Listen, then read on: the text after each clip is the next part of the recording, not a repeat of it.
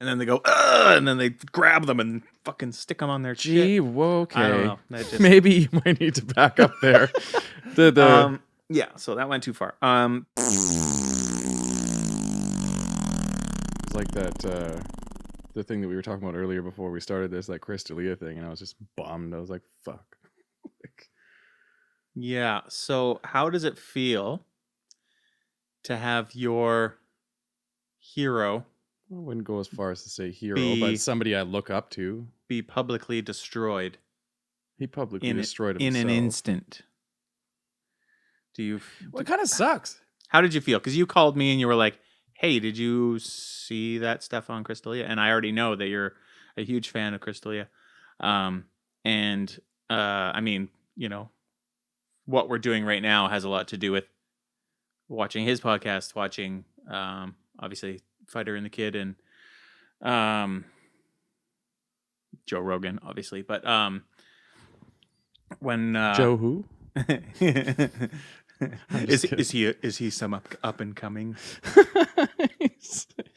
I don't know, man. It was fucking weird because it sucked. Because like when you look up to somebody that much and then you find out that they're potentially a fucking piece of shit or a creep show, it bugs me. Yeah, it bugs me because it's so weird with the Michael Jackson thing, and this is a great example. And I was thinking about this the other day. Is like, I love Michael Jackson. I grew up on Michael Jackson. You have a tattoo of Michael Jackson on your arm. And potentially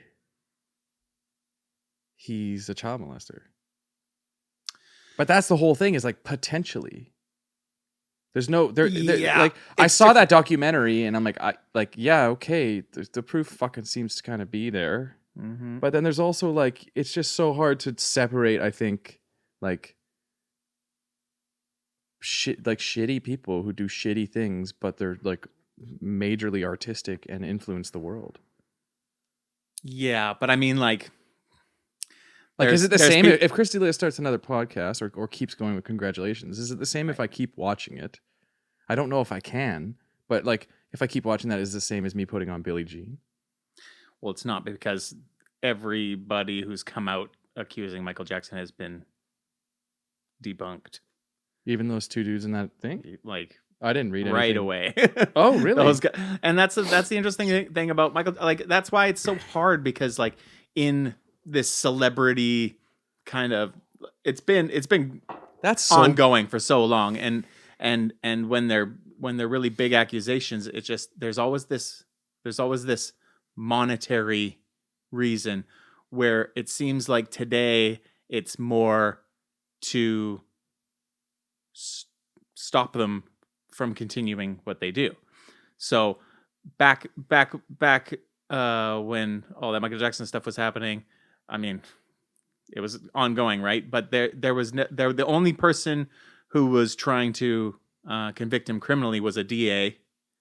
Dom Snedden or I something. have something to say on that.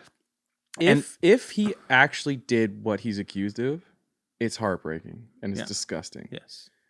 If all those people are actually accusing him of something he didn't do, that's heartbreaking and disgusting. Exactly. Because he lived the later years of his life being accused of things. And he's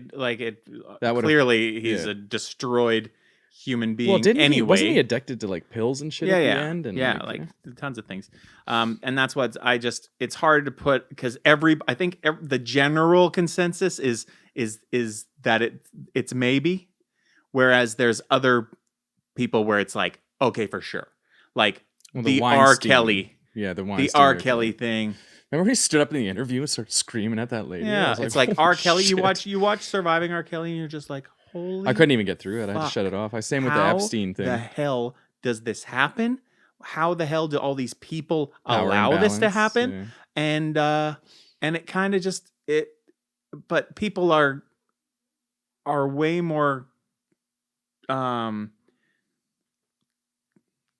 ready to shut off R. Kelly than they are Michael Jackson, because it's just always been this ongoing thing of the people that are after him for money. No one was ever trying to convict him of a crime. R. Kelly's in jail right now. He was convicted of a crime. Yeah, and same with Epstein and like Same with Epstein. Same with Bill like Cosby. you can list off these people. They There's were like tried 50, and convicted, yeah. and they have money. Everybody can say, "Oh, he had so much money, he can just pay these people off." There are like- people going after money, but there are people that are like, I don't even want money. I just want him in jail. just to think, like, how could you like the parents are usually the ones trying to didn't get fucking- money. Didn't Hyde from that 70s show, he's being charged with rape too? Yeah, man. What's with all the rape, man? It's You guys have money and you're famous. yeah, celebrities are in this position of power, and if they don't get what they want, they feel. Do you think that's it, or do you think it's actually like something in their head? Yeah, I think it hits their ego when they don't get, because they've been just they get their celebrity status gets them stuff, and when they don't get this simple thing that Joe Schmo down the street can go on Tinder and get this thing, and if they don't get that thing that should be so easy to get, it hits them in their ego, and they usually do something that leads them to use their fame to. But I just don't understand that, because we all come from somewhere. Like, I'm used to being shut down.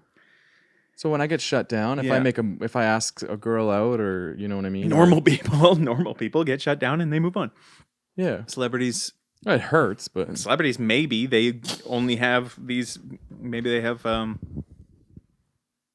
different opportunities where they I saw Ron can Jeremy fit that in. I don't know, and they just feel like, oh well, if I don't get it now, I'm not going to get it until the next time I'm doing the release thing, and then they go, and then they grab them and fucking stick them on their Gee, shit. okay. I don't know. Maybe you might need to back up there. Yeah, so that went too far.